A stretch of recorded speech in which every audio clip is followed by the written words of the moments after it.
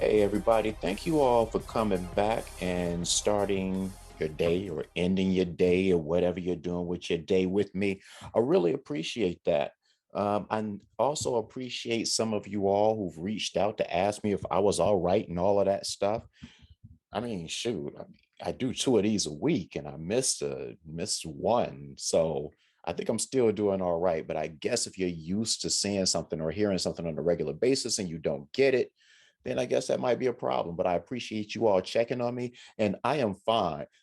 And I guess now that I'm thinking about it, part of the reason that you might have been checking on me is because the last episode was all about existential dread and existential crisis and getting older and all of that stuff. So yeah, but trust me when I say I have not jumped off a bridge. I will not jump off a bridge, and I'm not even close to jumping off a bridge. But part of the reason that I was on a little bit of a mini sabbatical, again, I missed one episode, was because I was in full celebration mode of Virgo season. And as I mentioned in that existential dread episode, Virgo season is my favorite season, and I think everybody should have a Virgo in their lives. I really do believe that everybody should have a Virgo in their lives, if not more. Virgos have so many benefits, but I won't go back down that road. You just have to see it to believe it and see it for yourself. But speaking back to that last episode, the one about existential dread and all of that good stuff, I know that I compare like the feelings about marriage to my feelings about having kids.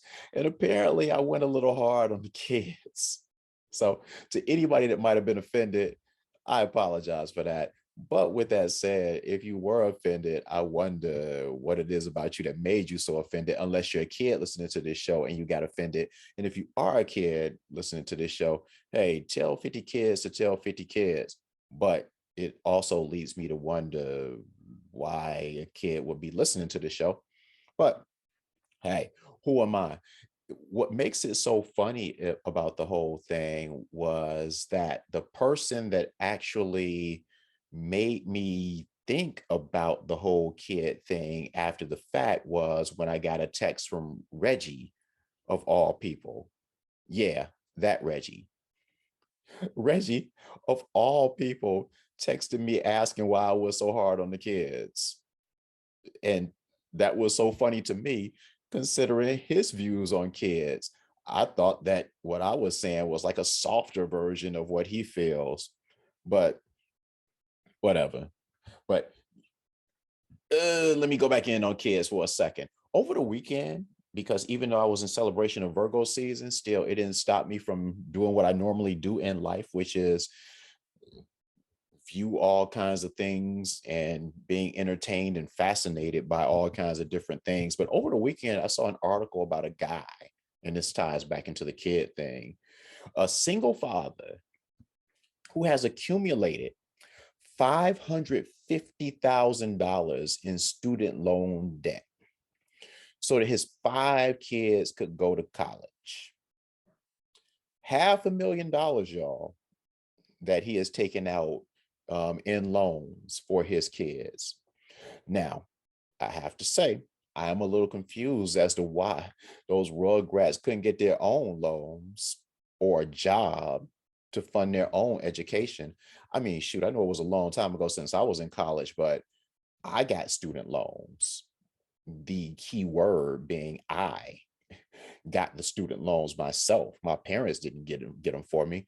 I had to fill out the paperwork. Back then, it was literally paperwork. You couldn't do it online. Mail the stuff off, get vetted and all of that stuff. Take the paperwork to the registrar's office, then wait in a long line. And when I say long line, I'm talking about waiting in line for over an hour to get my student loan check.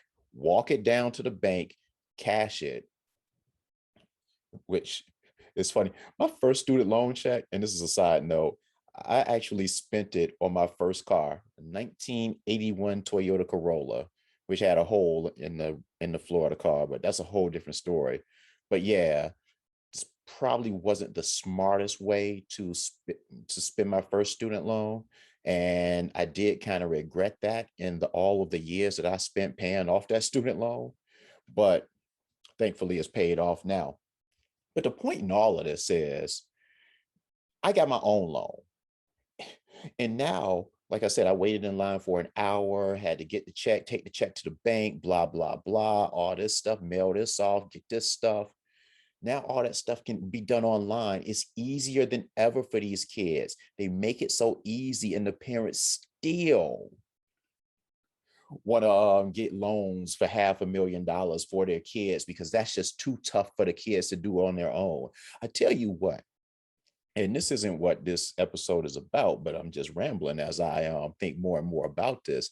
That's part of why the society is so soft these days. That's part of why these kids are so soft because dudes like this, bless his heart, he loves his kids, but man, I I tell you what, I don't really know if you're really doing your kids a service if you're like getting $500,000 in debt just so they can live the good life and all of that stuff on their own. I mean, especially in this day and age, people aren't even really going to college like that anymore. People are finding so many different ways to make money. And there used to be a stigma about people who didn't go to college, but now it's kind of turned around and the stigma seems to be more focused on people that have gone to college. Now, with that said, there is this kind of weird thing. I don't know if it's jealousy, I don't know if it's hate, I don't know what it is, but like I said, it's flipped. And it's funny to hear people who didn't go to college talk shit about people that have gone to college. But with that said, hey, it is what it is. I guess it's just a reversal of fortunes, especially when you look at all the debt that a lot of these people have that are like begging Joe Biden now to like forgive the debt. I tell you what, I'm not saying that I don't want him to forgive the debt. But what I will say is, if he does forgive these student loans like that, I want a back check. I want back pay for the student loans that I paid off myself.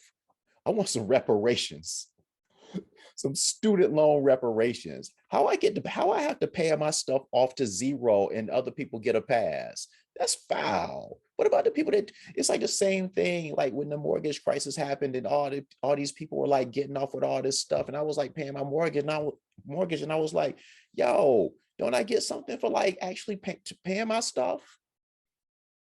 Anyway, sorry, I got off on a tangent. Let me get back to this dude that's $500,000 in debt. While I was reading the article, another thing that was interesting to me about dude was that he was divorced. He'd been divorced since 2011. And the kid's mother, they all have the same mother, but the mother isn't in the picture anymore. And while that's none of my business, the reason why, I did find it interesting in the article that the guy said that she wasn't in the picture for reasons that is not fair to discuss. So that shows that he has a healthy respect for her because if my wife was alive and just left me to raise five kids on my own, I might be a little bitter toward her, but I respect dude. But he does, listening to that, he does seem like the type of dude that would take five kids and go $500,000 in debt. He seems like the type of person that would allow himself to be suckered. But I'm sorry, this is the no judgment zone. And that was very judgmental. I'm sorry to that man who will probably never listen to this. And if he does listen to this, please accept my apology in person or at least via this whatever medium that we're using. And then tell 50 friends to tell 50 friends, including your wife. Now, with that said, when a woman is raising five kids and the man leaves, you just figure that he might have found another woman or it just got too much pressure for him. When a woman leaves her five kids for whatever reason, I think it has something to do with drugs. Who knows?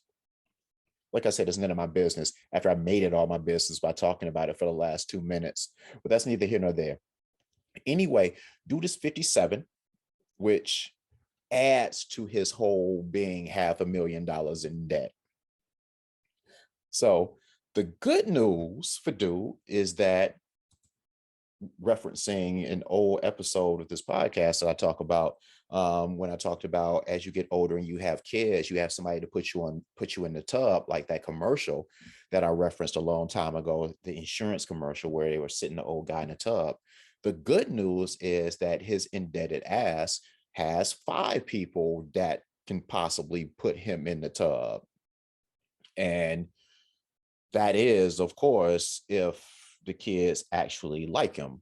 But with that said, 5 kids, a mixture of sons and daughters, at least one of them will come around and put you in the tub.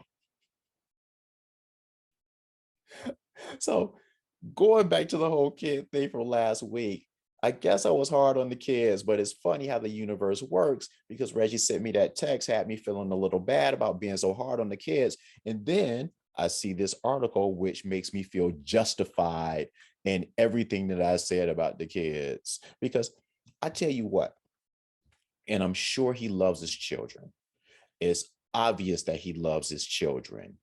But any objective person cannot look at those kids and tell me that those 5 kids are worth all that he's missed out on in life and all that he will miss out on in his life. Like in the article, dudes actually said that he just has to accept the fact that he'll be paying $3,000 a month for the rest of his life.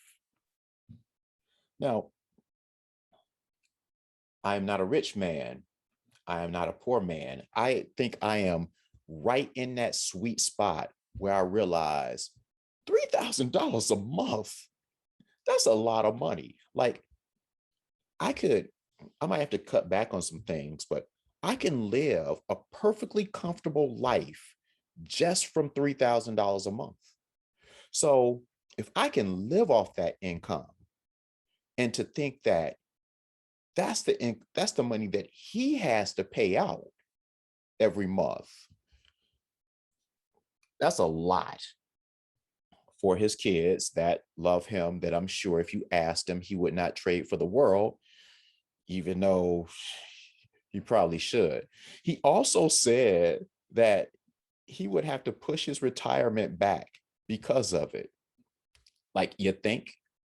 Because here's the thing, you would think that the dude has money, but then it's like, he can't have money because he's $550,000 in debt. So, okay, so that strikes that out. So he's not wealthy. So he has a good job. Yeah, not good enough to raise 5 kids on your own. Again, not even raising the 5 kids, because that would be one thing. Sending them to college, which means that either they are grown or close to being grown. Okay. And so he's pushing his retirement back. And there's an article in Business Insider. That's the that's actually the article that I'm referring to. I don't know. I said this article as if there was like some kind of companion piece when this was the piece. Anyway, the article was in Business Insider, and that's who he was talking to. And he says that his pushing this whole thing back is giving him this anxiety. You think? You think? And adding to his anxiety and pushing his retirement back is he's openly wondering how he'll be able to pay for stuff once he's retired and living on a fixed income, knowing that there's $3,000 a month coming off the top. Now, with that said, again, going back to that, my first thought is those kids, when they're getting out of college, you split that 3,000 5 ways, you're talking about $600 a month. Now, my thing on that is that the kid shouldn't even want that for him. It's like if he's giving interviews to Business Insider about his plight, surely his kids know about the plight. It's not like he's keeping it from his kids and his kids think everything is fine. Meanwhile, he's like going to Business Insider telling him all of his personal business, including stuff about his wife, even though he wouldn't give all the details about her. But I would think kids knowing this, they wouldn't even want their old man to go through something like that. They'd be like, all right, dad, here's what we're going to do. We're going to do this. We're going to get jobs. We're going to work. We're going to cover your debt and all of this stuff. But just the fact that he's going through that, I'm telling you, says the man with no children whatsoever, We are raising these kids that I don't have to be soft. We are doing too much for these kids. We are not holding these kids accountable. And as I think about my existential dread and my existential crisis, yeah, I feel very justified in saying that, yeah, the relationship thing, I'm cool on that. I mean, I still have to work on that, obviously, because I am not in one currently at the moment, even though in the next episode, I'll update you on that. But with that said, I cannot in any way say that I regret the whole thing about the whole kid thing. And hey, it is what it is. God bless that man, and good luck to him and those kids. Now, let me close by talking about a couple things that are interesting to me, and then I will end everything by giving you a public service announcement. Well, actually, I'll be giving the women a public service announcement because I love you all so much and I want you all to be well. And while I want everyone to be healthy, yeah, I want to make sure that, you know, I'm looking out for you all. All right, first things first. This goes back to an episode of the podcast that I had. I don't even know how long ago it was. These things run together so much. I don't know. But it's the episode where I talked about who was the guy? Sylvester Stallone. He sent a FedEx to his girlfriend at the time saying that he wanted to break up with her. He ended the relationship that way because he thought that he had gotten another woman pregnant. She had led him to believe that. And so he broke up with his girlfriend of however many years because he was going to get with that woman. I guess. I don't know. But the point of it all is that he broke up with his girlfriend via FedEx. And that was on the same episode when I talked about Phil Collins, who had broken up with his wife, not girlfriend, but wife via fax. So take that for what it's worth. And in the same vein, I have another one because I'm fascinated in the ways that these people break up with others. Katie Couric. Katie Couric, for people that don't know, she was on the Today Show for a long time. She left the Today Show, then eventually came back and did a lot of other things. She was the main anchor on a CBS Evening News, and she's done a lot of stuff. She's writing this tell-all book, and in the tell-all book, which I am very interested to read if I ever get time, she is really talking trash about a lot of people, and it's really interesting because I never thought of her to be the type of person that would be talking trash. Yeah, amongst many things in the book that stood out to me is she called Larry King a creep. And the reason I mentioned Larry King is because me and Reggie on one of the episodes of the podcast, one of our Ask a Woman episodes, we talked about Larry King when he passed. And she talked Katie Couric talked about how Larry King put on a full court press and tried to get at her, just lunged at her one time at his crib and tried to stick his tongue down her throat and all of this stuff. Now, keep in mind, Larry King is 24 years older than Katie Couric. Well, I guess I should say was 24 years older than Katie Couric. So imagine that old bag of bones jumping on you and trying to molest you and stuff like that. The good news about that is, considering how frail he was for the past 30 years of his life, it wasn't hard for Katie to fight him off. And it's not to say that Larry King was trying to rape her or anything like that. That was just his move. You know, he was making a move. He was shooting his shot. So I don't want to make it seem like it was anything worse than it actually was, but just to think that that's your move, like you like somebody and you just want to lunge at them, probably need to establish more of a relationship before you do that. But I'm saying that, understanding that people have different moves. And for someone as old as Larry King to come at Katie Couric that way, that would lead me to imagine that he's tried that with other women and it's worked. I always tell women that when a man does something that's crazy, part of the reason that he does it is because he's had success with it before. And in this case, Larry King's case, that looks like what happened.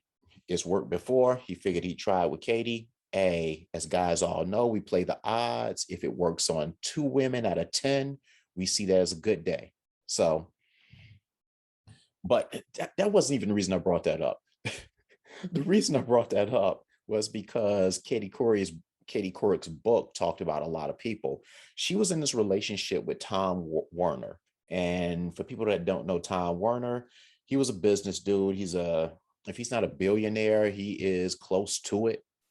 Put it like this, the $3,000 a month that the 57-year-old dude with the 5 kids that he has to pay, that would be nothing to Tom Werner. As a matter of fact, the $550,000 that the 57-year-old dude has to pay for the debts of his kids would not mean anything to Tom Werner. He could just write that off and it wouldn't be a problem. But anyway, he dated Katie Couric. And the reason I bring all of this up is because Katie Couric says that he broke up with her via email. So we have someone breaking up with someone FedEx. We have someone breaking up with someone via fax. And we have someone breaking up with someone via email now. So FedEx, fax, and email. I ask you all out there, which is worse to you? Which is worse to you? And the reason I was just thinking about that, one, because it's funny, and two, because it's funny. When I think about what's worse for me, okay, the email doesn't really seem as bad to me. Well, no, hold up. Let me check that. They're all bad, but I mean, there are degrees of how bad they are. So I mean, relative to the others, they're all like really bad. But amongst the three, I would say that email would be the best of the worst. And because everybody's written an email. I was about to say, if you all have written an email, but everybody's written an email. But when you write an email, there's a lot of thought usually that puts in that. It's kind of like texting. It's like you have everybody watched the videos or whatever. I'm sure it's some kind of meme or something where somebody like goes through and they text a message and then they like delete it because it doesn't sound right. And they just go through different drafts of the text. That's the same way with email. If it's something that's important to you, I've written emails that have taken me damn near half an hour just trying to get the wording right and stuff like that. So the point I'm making is that at least he put some thought into it. At least that's the way that I imagine it. So sending the email, I would think that that's the best of the worst options. And then the next thing, looking at fax versus FedEx, I would say fax, because fax, boy, I tell you what, they're running neck and neck. But there just seems something bad about taking a letter or a note or whatever it is, getting a FedEx envelope, putting it in the envelope, sealing the envelope and all of that, writing the address out and all of that stuff, taking it to a FedEx store, even having the FedEx man come to your house to pick it up. Because there are so many steps to the FedEx, I think that's worse. The more steps you add to breaking up with someone, the more impersonal that it sounds, whereas a fax only has a couple steps. You write a note, you put it in the fax machine, it goes off and you're done. But like I said, with every step that's involved in the FedEx part, it just feels worse and worse and worse.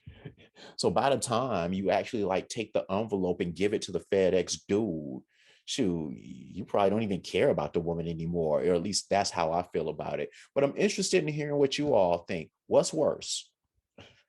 Email, fax, or FedEx to break up with someone, understanding again that they are all bad. Now, the last thing that I want to mention, and this is the PSA that I wanted to bring up. And it's funny because normally I prepare ahead of time, but this story jumped on me this morning right as I was getting set up to record this episode. And it's an episode from BuzzFeed, And it's about a 25-year-old woman. And I'm sorry, I shouldn't be laughing because it's really not funny in the grand scheme of things, but some kind of way I find humor in those types of things, and I shouldn't. I apologize in advance. But this woman talks about how she wound up in the hospital and almost died from wearing shorts that were too tight with thongs that were too tight and created wedgie situations. She wound up in the hospital in some kind of way. And I don't know how they tied this directly to that, but she wound up in the ICU with what is this? Cellulitis. I don't even know what that is, but in sepsis. Now, sepsis is a serious thing. And while I'm talking to you all, I am looking up cellulitis because I want to know. Okay, cellulitis is a common bacterial skin infection that causes redness, swelling, and pain in the infected area of the skin. If untreated, it can spread and cause serious health problems. Good wound care and hygiene are important for preventing cellulitis. Okay, that sounds disgusting. So, in that same vein, let me see what sepsis is. I have an idea, but sepsis is a serious condition resulting from the presence of harmful microorganisms in the blood or other tissues and the body's response to their presence, potentially leading to the malfunctioning of various organs, shock, and death. And as I look here, it looks like these two things go hand in hand, cellulitis and sepsis. So if you get one, it's not uncommon for you to get the other. Either way, this woman got both of them and wound up in the ICU for not a short time, but for a nice little time. So a PSA to all you women out there, because I love women and I want you all to be well. I want everyone to be well. And the PSA is, I love a good thong as much as the next man. And I appreciate the fact that when I see a woman in jeans or in a nice tight skirt, I appreciate not being able to see her panty line. But with that said, ladies, let me tell you, while men might have a preference, trust me, if those underwear are coming off, they could be bloomers, they could be period panties or whatever. They won't be the most attractive. But if you rock them right, a dude will still mess with you, at least in the beginning. Eventually, it might lead to a problem, but in the beginning, the point in all of this is nothing should be done at the expense of your health. That guy can still find you sexy if he can see your panty lines. He can forgive it. He'll be all right. And plus, nice pair of boy shorts, some lacy joints, those are kind of hot too. So, hey, the point is don't get sepsis and don't get cellulitis, Your shorts don't have to be that tight. And if you do wear a thong, the thong can be a little bit looser. You don't have to shoot, go all up and give you hemorrhoids and all of that stuff. Look out for yourselves, lady. I give these lectures out all the time. And ladies, look out for yourselves. All right. So that's that. You're welcome. And the last thing I want to mention is that even though no one died of any significance to me during Virgo season that I recall that I wanted to mention on this episode, oh, that doesn't necessarily apply to the divorces because that still happens. And I always point those things out. Marriages that have lasted for a certain amount of time and then they end. And I wonder why couldn't they make it after it ended? Now, with that said, usually the bar is 20 years, but as you all know, I have kind of strayed away from that bar and I routinely mention marriages that are ending that are close to the bar, even if they hadn't gotten over it. Miguel, the singer Miguel, who has been married to his wife for 17 years. They are separated with plans to divorce. Now, there is a chance that I'm premature in announcing this because separated is not divorce. But the way the article read, it doesn't sound all that positive. It's funny because I was talking to a friend of mine, and that friend was saying, "Wow, I didn't even know I didn't even know Miguel was old enough to be married 17 years." And I am with her on that. because I remember when Miguel got married, and it doesn't feel like it was 17 years ago, one. And two, I still think about Miguel being 20 years old himself. As a matter of fact, while I'm doing all this research today, how old is Miguel? And sorry, normally I would have had this information already, but hey, he's 35. How many of you all would have thought that Miguel was 35 years old? I don't know why, but I still think of him as a little boy. And considering my age, hey, he might still be a little boy. He's a lot younger than me, but 35 years. But I think that's part of the problem. If he was married for 17, that means he was 18 when he got married. I'm sorry, but unless you're in an arranged marriage, and your partner can't go anywhere for whatever reason, if you get married at 18, that mess is not going to last until you die. We are not in those times where that's going to happen ever again. I mean, of course, when I say never, of course, there are like outliers and things like that. But there is a 99% chance that getting married at 18 years old, when you don't even know yourself, is not going to end well for you or your spouse. But oh well, sucks for them. As I'm looking here, his wife is very attractive, though, for whatever that's worth. Apparently, nothing if they're getting divorced. Okay, and that is it for me. Thank you all for listening. I love you all. I love you all for listening. I love you all for watching. I love you all for consuming just in general. And I am done with you. And until the next time, we should be in the next few days, I'm imagining, because uh, Virgo season is over. So now I guess I can get back to a normal schedule. So until then, hey, everybody, goodbye. Have a great week. Have a great weekend. Do what you got to do and come back and listen again. Thank you. Reggie, say something to the people. Reggie has nothing to say. Goodbye.